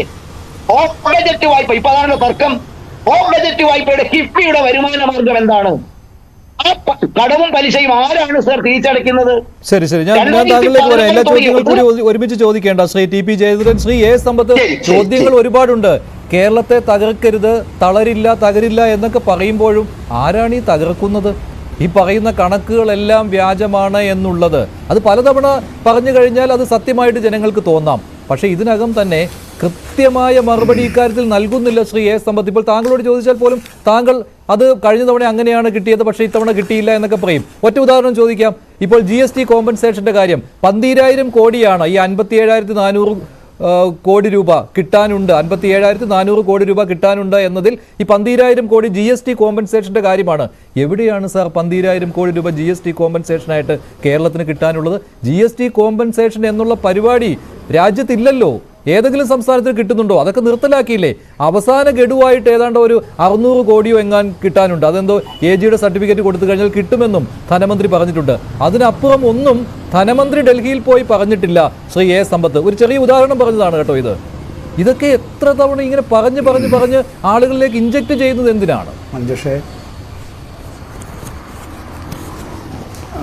മഞ്ജുഷേ, ഞാൻ നമ്മുടെ എല്ലാ ബഹുമാനത്തോടും കൂടി ഇപ്പം ജയചന്ദ്രൻ മാഷ് അദ്ദേഹത്തിൻ്റെ ചില നേതാക്കൾ പറയുമല്ലോ, അപ്പോൾ മഞ്ജുഷ പറയുന്നത് കേട്ടാൽ അതിനൊരു മറുപടി എളുപ്പം പറയാവുന്നത്, ഈ മഹാത്മാഗാന്ധിയെ ചെറുതായി ഒരു 3 വെടി വെച്ചപ്പോൾ അദ്ദേഹം മരണപ്പെട്ടു പോയതല്ലേ എന്നുള്ളത് പോലെയാണ് മഞ്ജുഷ ചോദിക്കുന്നത്. ഇത് വളരെ സങ്കീർണമായ ഒരു വിഷയമാണ്, സങ്കീർണമായ ഒരു പ്രക്രിയയുമാണ്. മാഷ് പറയുന്നത് വെച്ചിട്ടാണെങ്കിൽ നമ്മൾ 4 പേരും കൂടി ഒരു പുഴ കടക്കാനായി നമ്മളൊരു അളവ് പോലെ വെച്ചിട്ട് അത് ആഴമളന്നിട്ട് 4 പേര് അതിനെ ഹരിച്ചാലേ, മാഷിൻ്റെ കണക്കിൽ നമ്മൾ ഹരിച്ചാലേ നമ്മളിൽ നീന്തൽ അറിയാത്തവർ അതോടുകൂടി ഒഴുക്കിൽപ്പെട്ടു പോകും. ഇത് ഇന്നിപ്പോൾ ഈ ഫെഡറൽ സംവിധാനത്തിനെ തകർക്കുന്നതിനെതിരായിട്ടുള്ളതിലെ ഒരു വിഷയം ഈ പറയുന്ന ധനകാര്യ കാര്യങ്ങളാണ്. അപ്പോൾ അത് പറയുമ്പോൾ എന്താണെന്ന് പറഞ്ഞാൽ വല്ലാത്ത ചിരി ചിലർക്കുണ്ടാവും. അവരുടെ ചിരി എന്നുള്ളത് അത് ജനങ്ങളെ നോക്കിയുള്ള പരിഹസിക്കലാണ്. ഞങ്ങൾ നടത്തിയത്, LDF നടത്തിയത് കേരളത്തിൻ്റെതായ ആ ഒരു ഭിക്ഷാപാത്രവുമായി ചെന്നിട്ടല്ല. ജയചന്ദ്രൻ മാഷ് ഒരു കാര്യം ചോദിച്ചു, ഞാൻ ലൈസൺ ഓഫീസറൊന്നും ആയിരുന്നില്ല. ഞാൻ ഗവൺമെൻറ് ഉപയോഗിച്ച ഗവൺമെൻറ്റിൻ്റെ, അത് BJP ഗവൺമെൻറ്റുകളും മറ്റ് ഗവൺമെൻറ്റുകളും കോൺഗ്രസ് ഗവൺമെൻറ്റുകളും ഒക്കെ പ്രത്യേക പ്രതിനിധിമാരെ നിയോഗിക്കുന്നതിൻ്റെ ഭാഗമായി നിയോഗിച്ചപ്പോൾ ചെയ്തിട്ടുള്ളൊരു കാര്യമാണ്. ലൈസൺ ഓഫീസർ വേറെ സർക്കാർ ഉദ്യോഗസ്ഥനാണ്. അതുകൊണ്ട് അദ്ദേഹത്തെ എന്നെ നമ്മൾ താരതമ്യം ചെയ്യേണ്ട, ഞാൻ ആരുടെയും ഈ പാതകത്തിൽ കയറാനും ആഗ്രഹിക്കുന്നില്ല. ശ്രീമതി നിർമ്മലാ സീതാരാമൻ തന്നെ അന്ന് ധനകാര്യമന്ത്രിയായിരിക്കുമ്പോൾ കേരളത്തിലെ ധനകാര്യമന്ത്രി ഡോക്ടർ തോമസ് ഐസക്ക് ചുമതലപ്പെടുത്തിയതനുസരിച്ച് മറ്റ് 9 സംസ്ഥാനങ്ങളിലെ ചിലർ റവന്യൂ ധനകാര്യമന്ത്രിമാർ ധനകാര്യമന്ത്രിമാർക്ക് വരാൻ കഴിയാത്തതുകൊണ്ട് ചുമതലപ്പെടുത്തിയ മറ്റ് മന്ത്രിമാർ ഡൽഹിയിലെ മറ്റ് സംസ്ഥാനങ്ങളിലെ ഒക്കെ ഉണ്ടാവുന്നത്.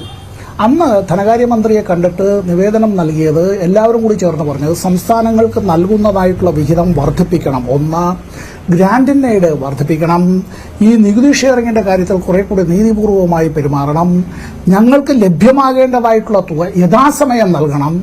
ആ യഥാസമയം നൽകൽ മാത്രമല്ല, ഇത് സംബന്ധിച്ചുള്ളതിൽ ആ സംസ്ഥാനങ്ങളുടെ വിഹിതം, ഇപ്പം GST നമ്മൾ വരുമ്പോൾ ഉള്ളൊരു കാര്യമെന്ന് പറഞ്ഞാൽ പണ്ട് സംസ്ഥാനങ്ങൾക്ക് നികുതി പിരിക്കാനുണ്ടായിരുന്ന അധികാരവും അവകാശവും ഇപ്പോഴില്ല. ഭരണഘടന ഭേദഗതി ചെയ്തതിന് ശേഷമാണ് അങ്ങനെ ഒരു കാര്യം വന്നത്.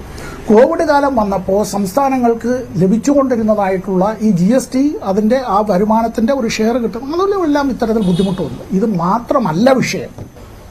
ഇപ്പോൾ ഇന്ന് ഈ വിഷയത്തിൽ അവിടെ വന്ന് പ്രസംഗിച്ച ആളുകൾ വളരെ പുച്ഛിച്ച് തള്ളിക്കോട്ടെ, കുഴപ്പമൊന്നുമില്ല. കാരണം ഞങ്ങൾ വലിയ പാർട്ടിയാണ്, ഞങ്ങൾ ഇന്ത്യ ഭരിക്കുന്നവരാണ്, ഞങ്ങൾ പറയുന്നതാണ് ശരി, അല്ല അതിനെ എതിർക്കുന്നവരെല്ലാം ദേശവിരുദ്ധരാണ്, നിങ്ങളെല്ലാവരും വിദേശ ചാരന്മാരാണ്, അങ്ങനെയെല്ലാം മുദ്ര കുത്തിക്കോളൂ. ദേ ക്യാൻ ബ്രാൻഡ് എനിബഡി, അങ്ങനെയാണല്ലോ. They can brand anything. ഒരു കണക്ക് കൂടി ഞാൻ പറയാം. ശ്രീ എ സമ്പത്ത്, ഇപ്പോൾ ഏറ്റവും ഒടുവിൽ കിട്ടിയ ഒരു കണക്കാണ്.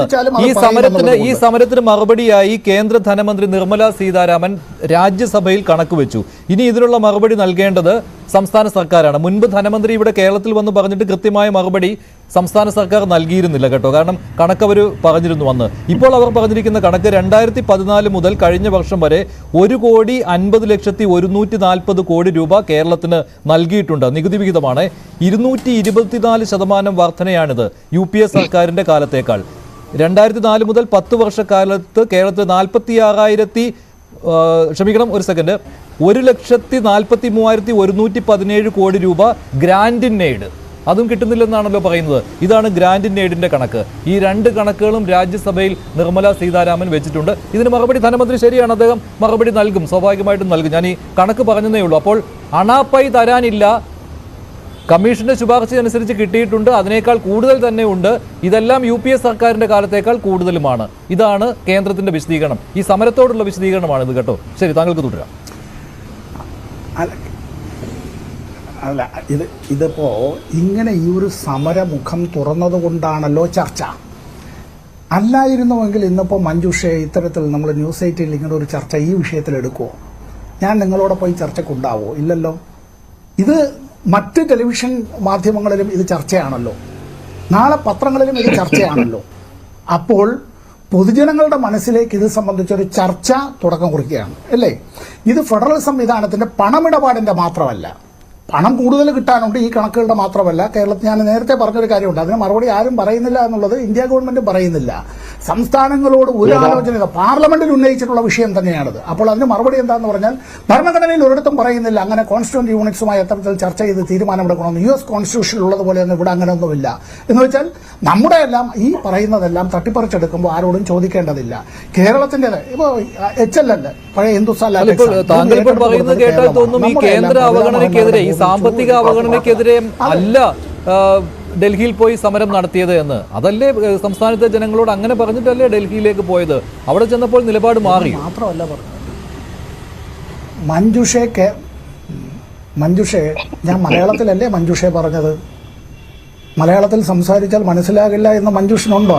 Then we can switch over to English or some other language. Don't അതിനകത്ത് മറ്റു ബുദ്ധിമുട്ടൊന്നുമില്ല. നമ്മൾ മലയാളം നന്നായി മനസ്സിലാകുന്നവരാണ് പ്രേക്ഷകരെല്ലാം. സാമ്പത്തിക വിഷയങ്ങൾ 1 ഫെഡറൽ സത്തയുടെ, 2 നമ്മൾ ഈ ഗവർണർമാരെ കൊണ്ടിരുത്തിയിരിക്കുന്ന എന്തിനാ? ആരുടെ ഏജന്റായിട്ടാ?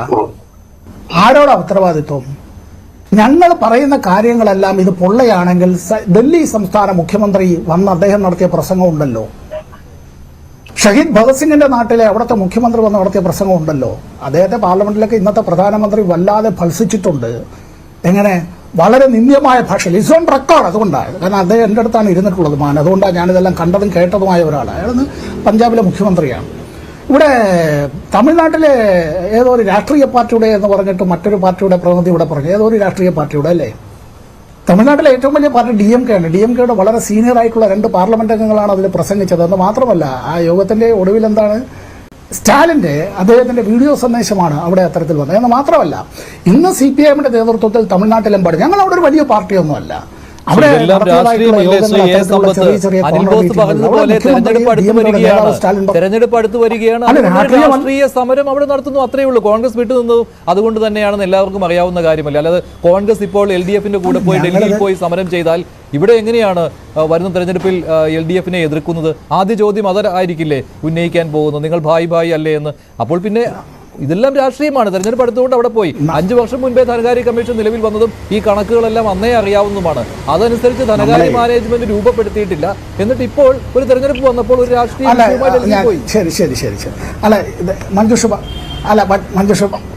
മഞ്ജുഷ പറഞ്ഞതിന് വാദത്തിന് വേണ്ടി നമ്മൾ എല്ലാവരും തമ്മിലുള്ള സ്നേഹബന്ധം, മാഷായാലും തന്നെ അൽബോസ് ആയാലും നമ്മളെല്ലാവരും തമ്മിലുള്ള ആ ഒരു നല്ല സൗഹൃദത്തിന് ഞാനൊന്ന് ചോദിക്കട്ടെ. UDF-ന്റെ കേരളത്തിൽ നിന്നുള്ള പാർലമെന്റ് അംഗങ്ങളിൽ എത്ര ആളുകൾ നാളെ ഇതുവരെ അവർ പാർലമെന്റിൽ കേരളം എന്റെ നാട് ഇന്ന കാര്യങ്ങൾ കിട്ടേണ്ടത് അത് തന്നില്ല, ഇവിടെ ഗവൺമെന്റ് എടുത്ത നിലപാടിത്, ആ ഗവൺമെന്റ് എടുത്ത നിലപാട് കാരണം ഞങ്ങളുടെ നാട്ടിലെ സമ്പദ് വ്യവസ്ഥ എന്ന് പറയുമ്പോൾ കൃഷി, വ്യവസായം, സർവീസ് സെക്ടർ അടക്കം, ടൂറിസം മേഖല അടക്കം അങ്ങനെ നിരവധി കാര്യങ്ങളുണ്ട്. ഇന്റർനാഷണൽ ഫിലിം ഫെസ്റ്റിവൽ കേരളത്തിൽ നടത്തിയപ്പോഴത്തേക്ക് അതിനെ മറ്റേ GST ഏർപ്പെടുത്തിയ ഇന്ത്യ ഗവൺമെന്റ് ആണല്ലോ അല്ലേ? അപ്പൊ അങ്ങനെയുള്ള ഒരുപാട് കാര്യങ്ങൾ നമ്മുടെ മുമ്പിലുണ്ട്. അങ്ങനെയൊക്കെ പല ന്യായങ്ങളും പറയാനായിട്ട്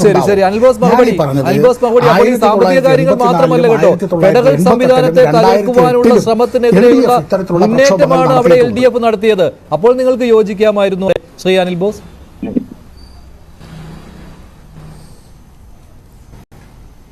ഈ രാജ്യത്തെ ഫെഡറൽ സിസ്റ്റത്തിനെതിരെ ആണെങ്കിലും ഭരണകൂടത്തിന്റെ നേതൃത്വത്തിൽ നടക്കുന്ന മറ്റു തര വിഷയങ്ങളിലാണെങ്കിലും കഴിഞ്ഞ കുറേയേറെ കാലമായി രാജ്യത്തെ പ്രതിപക്ഷ കക്ഷികൾ, അതിലേറ്റവും പ്രധാനപ്പെട്ട പാർട്ടി എന്നുള്ള നിലയിൽ കോൺഗ്രസ് പാർട്ടി പ്രക്ഷോഭത്തിലാണ്. ഇപ്പോഴും പൊതുനിരത്തിലൂടെ വലിയൊരു പോരാട്ടം നടത്തിക്കൊണ്ടിരിക്കുകയാണ്.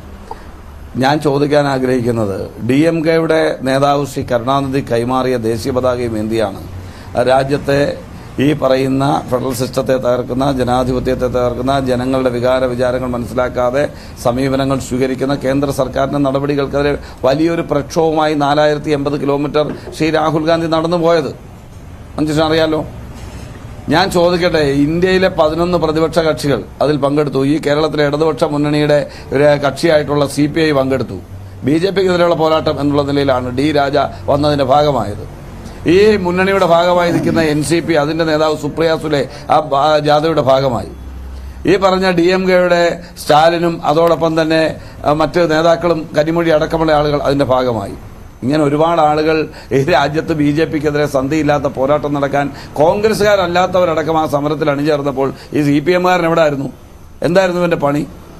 ആലോചിച്ചിട്ടുണ്ടോ നിങ്ങൾ? ഇവർ ഏതെങ്കിലും ഘട്ടത്തിൽ BJP-ക്കെതിരെ പരസ്യമായി കേരളത്തിന്റെ മുഖ്യമന്ത്രി ഒരു വിമർശനം ക്രിയാത്മകമായി ഉന്നയിച്ചിട്ടുണ്ടോ? ഈ രാജ്യത്തെ പ്രതിപക്ഷ പാർട്ടികൾ 26 കൂടി ദേശീയ സഖ്യം കൂടിയപ്പോൾ ആ സഖ്യത്തിന്റെ ഭാഗമായി BJP-ക്കെതിരെയുള്ള പോരാട്ടത്തിൽ 14 അംഗ സമിതി ഉണ്ടാക്കാൻ തീരുമാനിച്ചപ്പോൾ ആ സമിതിയിൽ അംഗത്വമെടുക്കാൻ ഇവരുണ്ടായിരുന്നു. ബാക്കി എല്ലാ പാർട്ടികളും ഉണ്ടായിരുന്നല്ലോ. എന്താ ഇവർ വന്നില്ല? അപ്പൊ ഇവരുടെ രാഷ്ട്രീയം എന്താ? ലാവ്ലിൻ കേസ് ഇപ്പൊ 38ാമത് മാറ്റിവെച്ചത് എന്തുകൊണ്ടാണ്? ഈ വലിയ ആരോപണങ്ങൾ കേരളത്തിന്റെ മുഖ്യമന്ത്രിക്കെതിരെ വരുമ്പോൾ, മുഖ്യമന്ത്രിയുടെ കുടുംബത്തിനെതിരെ വരുമ്പോൾ എന്തുകൊണ്ട് കേന്ദ്ര അന്വേഷണ ഏജൻസികൾ അവിടെ വട്ടമിട്ട് മേലിൽ പറക്കുന്നല്ലാതെ താഴോട്ട് ലാൻഡ് ചെയ്യുന്നില്ല? എന്തുകൊണ്ട് ലാൻഡ് ചെയ്യുന്നില്ല? അപ്പൊ ഈ കഴിഞ്ഞ ഒന്നാം LDF സർക്കാരാണെങ്കിലും ഈ രണ്ടാമത്തെ സർക്കാരാണെങ്കിലും ഏത് ഘട്ടത്തിലാണ്, ഏത് വിഷയത്തിലാണ് മുഖത്ത് നോക്കി വിമർശിക്കാൻ കഴിയുന്ന ആർജവം കാണിച്ചിട്ടുള്ളത്? നിങ്ങൾ എന്നെ ബോധ്യപ്പെടുത്തിയതാ. പൗരത്വ നിയമം അതിനൊരു പ്രമേയം പാസാക്കി. ഞങ്ങളുണ്ടായിരുന്നേ. കർഷകരുടെ പ്രക്ഷോഭത്തിൽ ഞങ്ങളും ഉണ്ടായിരുന്നു. ഞങ്ങൾ ഏതിലാ ഇല്ലാതിരുന്നത്? നിങ്ങൾ പറ. ഈ രാജ്യത്തെ പോരാട്ടങ്ങൾക്ക് വേണ്ടി, രാജ്യത്തിന്റെ സമാധാനത്തിന് വേണ്ടി, രാജ്യത്തിൽ ഐക്യം നിലനിർത്തുന്നതിന് വേണ്ടി, ജനങ്ങളുടെ സാധാരണ ജീവിതം നിലനിർത്തുന്നതിന് ഞങ്ങളുണ്ടായിരുന്നേ. പക്ഷെ അപ്പോഴെല്ലാം ഒളിച്ചുകളി നടത്തിയതിനു ശേഷം ഒരു ഗവൺമെന്റിന്റെ കാലാവധി തീരുമ്പോൾ സമരമെന്ന പ്രകസനം നടത്തി കേരളത്തിലെ ജനങ്ങളെ തെറ്റിദ്ധരിപ്പിക്കാൻ കഴിയുന്ന സ്വന്തം കഴിവുകേട് മറച്ചുവെക്കാനുള്ള ഒരു ക്യാമ്പയിന് ഞങ്ങൾ പിന്തുണ കൊടുക്കണം എന്ന് പറഞ്ഞാൽ, ഈ രാജ്യത്ത് 150 ദിവസം 5 മാസക്കാലം വലിയൊരു പോരാട്ടം നടത്തുമ്പോൾ അതിനെ കണ്ടെയ്നർ യാത്ര എന്ന് പറഞ്ഞ് ആക്ഷേപിച്ചുകൊണ്ട് ഫാസിസ്റ്റ് പോരാട്ടത്തിന് രാജ്യത്തെ മുഴുവൻ CPM അത് ശരിയാണ്, കോർഡിനേഷൻ കമ്മിറ്റിയിലേക്ക് ആളെ വിട്ടില്ല, അത് ശരിയാണ്. പക്ഷേ മറ്റൊരു കാര്യം ശ്രീ അനിൽ ബോസ്, ഇപ്പോൾ ഈ കേന്ദ്രത്തിലെ ഈ കോൺഗ്രസിന്റെ നിലപാട്, ഇപ്പോൾ ഇന്ന് തന്നെ മല്ലികാർജ്ജുൻ ഖാർഗെ അദ്ദേഹം ഒരു ബ്ലാക്ക് പേപ്പർ പുറത്തുവിട്ടിട്ടുണ്ട്. ആ ബ്ലാക്ക് പേപ്പർ പരിശോധിക്കുമ്പോൾ അതിൽ വ്യക്തമായിട്ട് കാണുന്നത് കേന്ദ്രം അവഗണിക്കുന്നു സംസ്ഥാനങ്ങളെ എന്നുള്ളതാണ്. അതിൽ കേരളത്തിന്റെ സ്ഥാനവുമുണ്ട്, കേരളവും ഇടം പിടിച്ചിട്ടുണ്ട്. ഇതെല്ലാം നിങ്ങളെ കുഴപ്പത്തിലാക്കുകയാണല്ലോ. നിങ്ങൾ പറയുന്നു ഇവിടെ ധൂർത്താണ്, കെടുകാര്യസ്ഥതയാണ്, അതുകൊണ്ടാണ് ഇതെല്ലാം സംഭവിച്ചത് എന്ന്. പക്ഷേ കേന്ദ്രത്തിൽ നിന്ന് വരുന്നത് മറ്റു കണക്കാണ്. കേന്ദ്രത്തിൽ നിന്ന് ഞാൻ പറയുന്നത് നിങ്ങളുടെ കേന്ദ്ര നേതൃത്വത്തിൽ നിന്ന് വരുന്നത് മറ്റൊരു കണക്കാണ്. അപ്പോൾ ഈ ആശയവിനിമയം നിങ്ങൾ തമ്മിൽ ഉണ്ടാകുന്നില്ലേ? നിങ്ങളുടെ AICC നേതൃത്വമായി നിങ്ങൾക്ക് ആശയവിനിമയം ഇല്ലേ ഇക്കാര്യത്തിൽ? അല്ല, ഞാൻ ഈ പറഞ്ഞതിൽ നിങ്ങൾക്ക് എവിടെയാണ് ഒരു കൺഫ്യൂഷൻ? ഞാൻ പറഞ്ഞ ഏതെങ്കിലും കാര്യങ്ങളിൽ കൺഫ്യൂഷൻ ഉണ്ടോ നിങ്ങൾക്ക്? ഞാൻ ചോദിക്കുന്നത്, ഒന്നാം LDF ഗവൺമെന്റും രണ്ടാം LDF ഗവൺമെന്റും ഈ രാജ്യത്തെ ഫാസിസ്റ്റ് വിരുദ്ധ പോരാട്ടത്തിനെതിരെ കോൺഗ്രസ് സമരം നടത്തുമ്പോൾ കോൺഗ്രസുകാരല്ലാത്ത ഇടതുപക്ഷ മുന്നണിയുടെ ഭാഗമായവരടക്കം ഞങ്ങളുടെ പ്ലാറ്റ്ഫോമിലെത്തി ഞങ്ങൾ ഒന്നിച്ച് രാജ്യ താല്പര്യം മുൻനിർത്തി സമരം ചെയ്യുമ്പോൾ ഇവർ കൊറ്റുകാരന്റെ മുഖമല്ലായിരുന്നോ എന്ന ചോദ്യം, ആ ചോദ്യത്തിന് ഉത്തരം വേണ്ടേ? പിന്നെ കേന്ദ്ര സർക്കാരുമായി ബന്ധപ്പെട്ട് കേന്ദ്ര സർക്കാർ സംസ്ഥാനങ്ങളോട് അവഗണന കാണിക്കുന്നുള്ള അഭിപ്രായം ഞാൻ കൊണ്ടതേ. അവര് ഫെഡറൽ സിസ്റ്റത്തിൽ ഇടപെടുന്നുണ്ടെന്നേ, അതുപോലെ കേന്ദ്ര അന്വേഷണ ഏജൻസികളെ ദുരുപയോഗം ചെയ്യുന്നു എന്ന് ഞങ്ങൾക്ക് അഭിപ്രായമുണ്ടെന്നേ. അതിനെല്ലാം കോടതി വ്യവഹാരങ്ങൾ വേണ്ടെടുത്ത് കോടതി വ്യവഹാരവും പാർലമെന്റിനകത്തും പുറത്തും പോരാട്ടവും ഞങ്ങൾ നടത്തുന്നുണ്ട്. ഏതിലാണ് ഞങ്ങൾ നടത്താതിരിക്കുന്നത്? ശരിയാണ്. അതിലിപ്പോൾ CPM-ന്റെ ആവശ്യം നിങ്ങൾക്കില്ല, CPM-ന്റെ സർട്ടിഫിക്കറ്റ് നിങ്ങൾക്ക് ആവശ്യമില്ല. ശരി, ഞാൻ ഇടപെടുകയാണ്. ശ്രീ TP ജയചന്ദ്രൻ, അദ്ദേഹത്തിന് ചില സാങ്കേതിക പ്രശ്നമുണ്ട്. ഞാൻ ചോദിക്കുന്നത്, ശ്രീ TP ജയചന്ദ്രൻ കേൾക്കാമോ? കേൾക്കാം. ശ്രീ TP ജയചന്ദ്രൻ, ഇവിടെ ഞാൻ കണക്ക് വായിച്ചിരുന്നു. ധനമന്ത്രി നിർമ്മല സീതാരാമൻ പറഞ്ഞ കണക്കുകളാണ്. നേരത്തെ താങ്കൾ ചോദിച്ച കണക്കുകൾക്ക് ഞാനൊരു ചെറിയ ഉദാഹരണം എന്ന് പറഞ്ഞ് സമ്പത്തിനോട് ചോദിച്ചപ്പോൾ, ആ GST കോമ്പൻസേഷന്റെ കാര്യം ചോദിച്ചപ്പോൾ അദ്ദേഹം അത് മറ്റൊരു രീതിയിലാണ് ഇങ്ങോട്ട് മറുപടി നൽകിയത്. താങ്കൾക്ക് അതിന്റെ കാര്യങ്ങൾ പിടികിട്ടിയോ? കൃത്യമായിട്ടുള്ള കണക്ക് പറയുന്നുണ്ടോ തിരികെ? അല്ല മഞ്ജുഷ, ഇത് ഉദര നിമിത്തം ബഹിർകൃത വേഷം എന്ന് പറയുന്ന മാതിരിയില് പലരും ജനങ്ങളെ കുറിച്ച് രാജ്യം എന്നൊക്കെ പറയും. ജനങ്ങളുണ്ടോ മഞ്ജുഷ ഇവരുടെ കൂടെ? ജനങ്ങളിൽ നിന്നും ഒറ്റപ്പെടുകയും ഇപ്പൊ നോക്കൂ, കെജ്രിവാൾ വന്നു. കെജ്രിവാളിന് വരാതിരിക്കാൻ പറ്റില്ല സമ്പത്തെ. കേരളത്തിലെ മുഖ്യമന്ത്രി പിണറായി വിജയനും കെജ്രിവാളും നേരിടുന്നത് ഒരേ വിഷയമാണ്. രാജ്യത്തെ സമ്പത്ത് കൊള്ള ചെയ്യാൻ കൂട്ടുനിന്ന് അത് സ്വന്തം പോക്കറ്റിലാക്കിയതാണ്. പൊതു ഖജനാവ് കൊള്ളയടിച്ചതിന് അന്വേഷണത്തിനാണ് ഓടി വിളിക്കുന്നത്. സമാനമാണ് ഇത് കേന്ദ്ര വിരുദ്ധ സമരമൊന്നുമല്ല. ഞാൻ സിമ്പിളായ 2 ചോദ്യം മഞ്ജുഷോട് അദ്ദേഹത്തോട് ചോദിച്ചിട്ടുള്ളൂ. ഒന്ന്, അല്ല ഈ കേന്ദ്രത്തിൽ നിന്ന് ഏറ്റവും കൂടുതൽ റവന്യൂ ഡെഫിസിറ്റ് ഫണ്ട് കിട്ടിയത് പശ്ചിമ ബംഗാൾ കഴിഞ്ഞ കേരളമാണ് എന്ന് നിങ്ങൾ നിഷേധിക്കുമോ? പിന്നെ താങ്കൾ ഒരു കോർപ്പറേറ്റ് കണക്ക് പറഞ്ഞു. ഞാൻ 2 കണക്ക് നിങ്ങളോട് വളരെ സിമ്പിൾ ചോദിക്കട്ടെ. ഈ കഴിഞ്ഞ വർഷം September 14 controller and auditor general വളരെ കൃത്യമായിട്ട് പറഞ്ഞു, സമ്പത്തെ നിങ്ങൾ 58,000 കോടിയുടെ കണക്കാണല്ലോ പറയുന്നത്. കേരളം 28,258 കോടി രൂപ പിരിച്ചെടുക്കാൻ അമാന്തം കാണിക്കുന്നു. ശരിയോ തെറ്റോ? അത് പിരിച്ചെടുക്കാൻ വിശദമായ കണക്കിന്റെ മുമ്പിൽ ഞാൻ അങ്ങോട്ട് വായിക്കുന്നില്ല.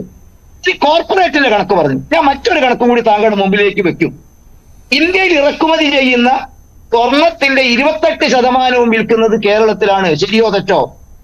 കേരളത്തിൽ 7,000-ഓളം സ്വർണ്ണ രജിസ്ട്രേഡ് ജ്വല്ലറി കടകളുണ്ട്. ശരിയോ തെറ്റോ? ഈ ജ്വല്ലറിയിൽ 10 വർഷം മുമ്പ് സ്വർണത്തിന് 2,250 രൂപ ഗ്രാമിനുള്ളപ്പോഴുള്ള കിട്ടിയിരുന്ന നികുതി വിഹിതം 629 കോടി രൂപയാണ്. മഞ്ജുഷ ഒന്ന് കേൾക്കണേ. 2,250 രൂപ ഗ്രാമിനുള്ളപ്പോൾ കേരളത്തിലെ സ്വർണ്ണക്കടയിൽ നിന്നും കിട്ടിയ നികുതി 629 കോടി. ഇപ്പൊ 1 ഗ്രാം സ്വർണത്തിന്റെ വില 5,500 രൂപ. കേരളത്തിൽ പിരിച്ചെടുക്കാൻ കഴിഞ്ഞ നികുതി 560. ഒറ്റ കാര്യം ഞാൻ ചൂണ്ടിക്കാണിക്കാം. കഴിഞ്ഞ വർഷം മെയ് 28 മലപ്പുറം, കോഴിക്കോട്, കണ്ണൂരിലുള്ള 33 സ്വർണ്ണക്കടകളിൽ ഇൻകം ടാക്സ് റെയ്ഡ് നടത്തി. ശ്രദ്ധിക്കണം, 7,700-ൽ 33 കടകളിൽ, സ്വർണ്ണക്കടകളിൽ ടാക്സ് വെട്ടിപ്പുകാര് പരിശോധന നടത്തിയപ്പോൾ 1,000 കോടി രൂപയുടെ വെട്ടിപ്പ് കണ്ടെത്തി. കേൾക്കണം നിങ്ങൾ സമ്പത്ത്. ആരാണ് വൻകിടകൾക്ക് ആനുകൂല്യം കൊടുക്കുന്നത്? 0.5% ഷോപ്പുകളിൽ റെയ്ഡ് നടത്തിയപ്പോൾ 1,000 കോടി രൂപ. 99.5% പുറത്തുണ്ട്. താങ്കൾക്ക് അല്പ സാമ്പത്തിക കാര്യം അറിയാമല്ലോ. ഇതിന്റെ 90 ഇരട്ടി പിരിച്ചെടുക്കാനുണ്ടെന്ന് പറഞ്ഞാൽ 1,00,000 കോടി രൂപ പിരിച്ചെടുക്കാൻ നമുക്കൊരു ബുദ്ധിമുട്ടുമില്ലല്ലോ. ഹാരിസൺ മലയാളത്തിന് കേരളം കൊടുത്ത നികുതിയുടെ എത്രയാണ്? അപ്പൊ ഞാൻ പറയുന്നത് ഇതൊന്നും മഞ്ജുഷെ വിഷയത്തോടുള്ള താല്പര്യമോ കേരളം രക്ഷപ്പെടാനുള്ള മോഹമോ ഒന്നുമല്ല. ചിലരുടെ അഴിമതി മറച്ചു വെക്കണം, ചിലരുടെ കെടുകാര്യത്തെ മറച്ചു വെക്കണം, ചിലരുടെ കൊള്ളരുതായ്മ ബോധ്യപ്പെടുത്തണം. ഇതിനു വേണ്ടി നടക്കുന്ന കപട ശരി അവസാനമായി ശ്രീ എ സമ്പത്തിന് മറുപടി രണ്ട് കാര്യങ്ങൾ ശ്രീ എ സമ്പത്ത്. ഒന്ന്, അനിൽ ബോസ് പറഞ്ഞ കാര്യം തെരഞ്ഞെടുപ്പ് അടുത്ത് വന്നപ്പോഴുള്ള ഒരു രാഷ്ട്രീയ തന്ത്രം. അത് മാത്രമല്ല, ഇതിനു മുൻപ് ഈ ഫെഡറൽ സംവിധാനങ്ങൾ തകർന്നു എന്ന് കാണിച്ചുകൊണ്ട് കോൺഗ്രസ് നടത്തിയ അല്ലെങ്കിൽ കോൺഗ്രസ് സംഘടിപ്പിച്ച പ്ലാറ്റ്ഫോമുകളിൽ CPM എവിടെയായിരുന്നു എന്നുള്ള ചോദ്യം. പിന്നെ ഉള്ളത് ശ്രീ TP ജയചന്ദ്രൻ പറഞ്ഞ ഈ നികുതി പിരിച്ചെടുക്കുന്നതിലുള്ള പ്രശ്നവും ഉണ്ടല്ലോ. കേന്ദ്രത്തിന്റെ നികുതി കൂടി വരുന്നുണ്ട്. അതുകൊണ്ട് തന്നെയാണല്ലോ ഈ 42% സംസ്ഥാനങ്ങൾക്ക് വീതിക്കുന്നതിൽ തന്നെ 10 ലക്ഷം കോടിയാണ് എസ്റ്റിമേറ്റ് ചെയ്തിരുന്നത് എങ്കിൽ ഇത്തവണത്തെ ബജറ്റിൽ എത്തിയപ്പോഴേക്കും അത് 12 ലക്ഷം കോടി സംസ്ഥാനങ്ങൾക്കായി വീതിച്ചിട്ടുണ്ട്. ആ കണക്ക് നിർമ്മലാ സീതാരാമൻ പുറത്തുവിട്ടതാണ് ബഡ്ജറ്റിലൂടെ. പക്ഷേ സംസ്ഥാനത്തിന്റെ നികുതി വിഹിതം എന്ന് പറയുന്നത് നികുതി പിരിക്കുന്നത് ഊർജിതമാവുന്നില്ല. ഇതൊക്കെ സ്വയം പ്രശ്നങ്ങളാണ്. അത് അഡ്രസ്സ് ചെയ്യാതെ ഡൽഹിയിൽ പോയി സമരം നടത്തിയിട്ട് ഒരു കാര്യവുമില്ല എന്ന്. ഈ രണ്ട് ചോദ്യങ്ങൾക്കുമുള്ള മറുപടി.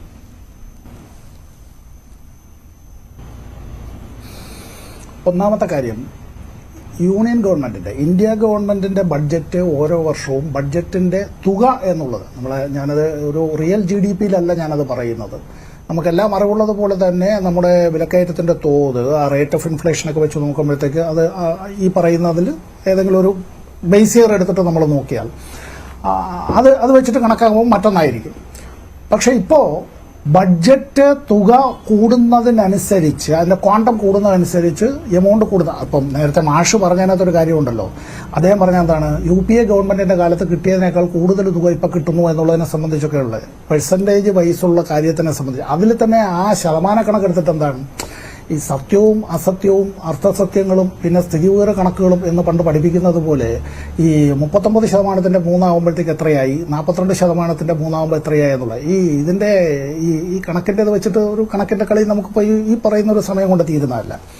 യഥാർത്ഥത്തിൽ എൻ്റെ വിനീതമായ ചോദ്യം, ഇന്നത്തെ ഇന്ത്യയുടെ പ്രധാനമന്ത്രി ഗുജറാത്ത് മുഖ്യമന്ത്രിയായിരുന്നപ്പോൾ ഇന്ത്യ ഗവൺമെന്റിന്റെ മൊത്തം നികുതി വരുമാനത്തിന്റെ 50% സംസ്ഥാനങ്ങളുമായി വീതം വയ്ക്കണം എന്ന് പറഞ്ഞിരുന്നുവോ ഇല്ലയോ?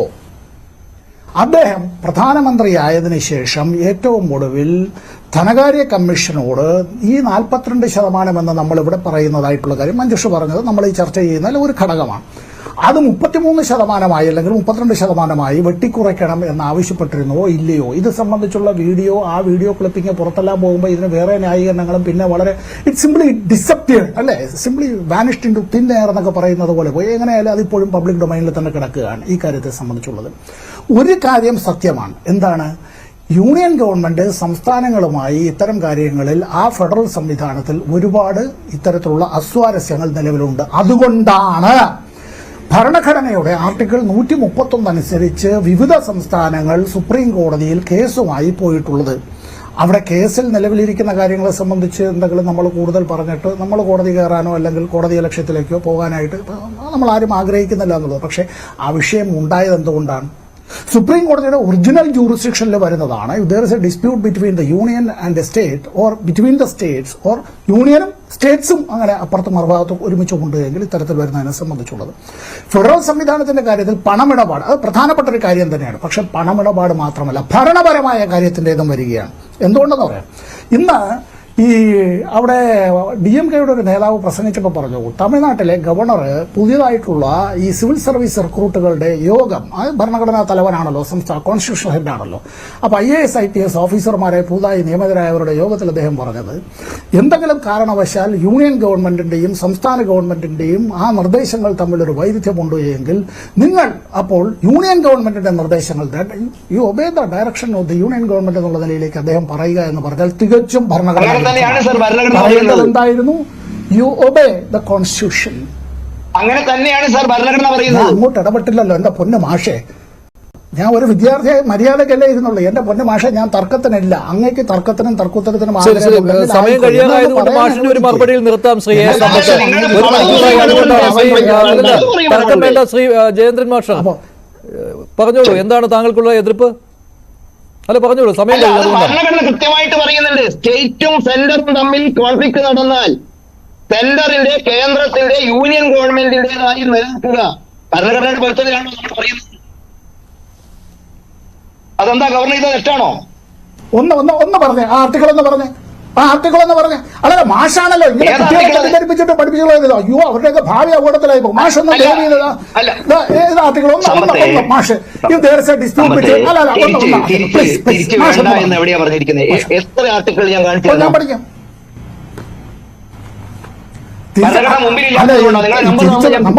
പെട്ടതിനെയും തമ്മിലുള്ള ഒരു തർക്കം വേണ്ട. ഇതിൽ പറഞ്ഞിട്ടുണ്ട് എന്ന് അങ്ങ് പറഞ്ഞത് അല്ല അയച്ചേരണ്ട. ഇവിടെ നമ്മുടെ ബഹുമാനപ്പെട്ട പ്രേക്ഷകർക്കൊന്ന് കാണാൻ വേണ്ടിയിട്ടാ. മാഷ് പഠിപ്പിക്കല്ലേ പേപ്പറും പേരിട്ടിരിക്കുകയല്ലേ മാഷൊന്ന് പറഞ്ഞത്. അതെ അങ്ങേക്ക് ഇതിനോട് ഒരുപാട് വിയോജിപ്പുണ്ടാവാം. ഒറ്റ ഭരണഘടന സമ്പത്തിന്റെ കയ്യിൽ ഇരിപ്പുണ്ട് ശ്രീ ജയേന്ദ്ര മാസ്റ്റർ. അതുകൊണ്ടാണ് അദ്ദേഹത്തിന്റെ ആത്മവിശ്വാസത്തിൽ പറയുന്നത്. അല്ല ആയിക്കോട്ടെ, ഞാനത് എന്റെ കയ്യിൽ ഞാനിപ്പോ നിങ്ങളുടെ കേരളത്തിലെ ധനകാര്യ മാനേജറുമായി ബന്ധപ്പെട്ട ചർച്ചയ്ക്ക് വിളിച്ചത് കൊണ്ടാണ് ഞാൻ ആ പുസ്തകം എടുത്ത് വെക്കാഞ്ഞത്. ഇനി അതല്ല ഒരു 5 മിനിറ്റ് എനിക്ക് മ്യൂട്ട് ചെയ്ത് പോയി എടുത്തുകൊണ്ട് വരാൻ പറയും, ഞാൻ ആർട്ടിക്കിൾ പറഞ്ഞുതരാം.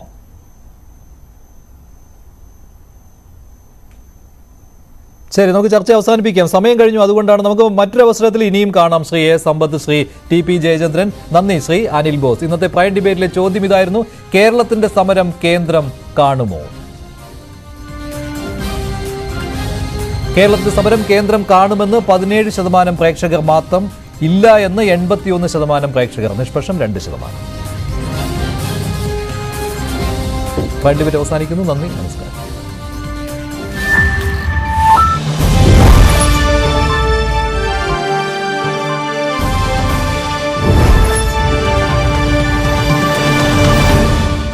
ഈ പരിപാടി തുക തന്നെ തരില്ല എന്ന് പറഞ്ഞാലോ? 750 കോടി രൂപയാണ് ഈ രീതിയിൽ നഷ്ടപ്പെടുന്നത്. ഇതേ വിധത്തിലാണ് മറ്റുള്ള കാര്യങ്ങൾ. മൂന്നാമത്